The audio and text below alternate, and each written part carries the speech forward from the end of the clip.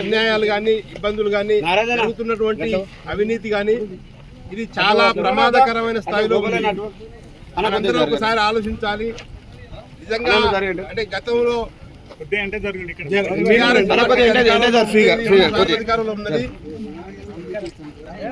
TRS party 2 సార్లు అధికారంలో ఉంటే ఏ రకమైనటువంటి కార్మికుల ఇబ్బందులు జరిగినాయి, మూడోసారి కానీ అధికారంలోకి వస్తే ఎంత ప్రమాదంలో ఉండే వాళ్ళమో మనం అర్థం చేసుకోవాలి. అట్లాగే ఇప్పుడు గాన మనం బంపర్ మెజార్టీతో గెలవకపోతే ఈ జలమండలి అనేది అత్యంత ప్రమాదంలో పడేటటువంటి ప్రమాదం ఖచ్చితంగా ఉంది. ఎందుకంటే నేను జాగ్రత్తగా మేమేమి పొత్తులో కానీ లేదంటే మేమేమి ఇంకో దాంట్లో కానీ ఉన్నటువంటి వాళ్ళం కాదు, బయట నుంచి అబ్జర్వ్ చేసుకున్నటువంటి వాళ్ళం. ఇది ఎట్లయితే జలమండలిలో ఉన్నటువంటి ఉద్యోగుల్ని రక్షించాలి, జలమండలిలో ఉన్నటువంటి ఉద్యోగులకు మేలు జరగాలి అనే ఉద్దేశంతోనే మేము కేవలం ఏఐటీసీగా ఐఎన్టీసీకి మద్దతు ఇస్తూ మీతో పాటు రావడం జరుగుతుంది. ఎందుకంటే ప్రమాదం జరగబోతుంది కాబట్టి చాలా జాగ్రత్తగా ఉండాలి. ఏ ఒక్క చిన్న విషయాన్ని కూడా మీరు నెగ్లెక్ట్ చేయొద్దు.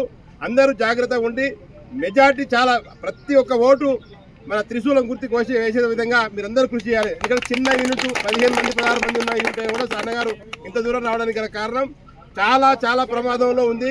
ఖచ్చితంగా జలమండలిని ఉద్యోగుల సమస్యలు పరిష్కారం కావాలంటే త్రిశూలం గుర్తు గెలవాలి. కాబట్టి మీరందరూ జాగ్రత్తగా ఏ ఒక్క ఓటు కూడా మిస్ కాకుండా అత్యధిక మెజార్టీతో గెలిస్తే ఖచ్చితంగా, ఎందుకంటే అధికారంలో కాంగ్రెస్ పార్టీ ఉంది ఇప్పుడు ప్రస్తుతానికి, ఇంకా 2 సంవత్సరాలు ఈజీగా 2 సంవత్సరాలు 3 సంవత్సరాలు ఉంటుంది ఈ టర్మ్ వరకే. కాబట్టి పని ఏదన్నా జరగాలంటే, జలమండలికి న్యాయం జరగాలంటే, ఉద్యోగులకు న్యాయం జరగాలంటే, మనకి ఏదన్నా పనులు కావాలంటే తప్పకుండా కాంగ్రెస్ పార్టీకి అధికారంగా అనుబంధంగా ఉన్నటువంటి ఐఎన్టీసీకి అనుబంధంగా ఉన్నటువంటి మన రాజిరెడ్డి గారి త్రిశూలం గుర్తుకు ఓటు వేయడం ద్వారా మనకు మేలు జరుగుతుంది. కాబట్టి మీ అందరికీ మేలు జరగాలంటే తప్పకుండా త్రిశూలం గుర్తు గెలవాలి. గెలవడం ద్వారానే మీకు మేలు జరగబోతుంది. కాబట్టి చాలా జాగ్రత్తగా గుర్తుపెట్టుకొని ప్రతి ఓటును కూడా కాస్ట్ అయ్యే విధంగా, ప్రతి ఓటును కూడా పడే విధంగా చూడాల్సిందిగా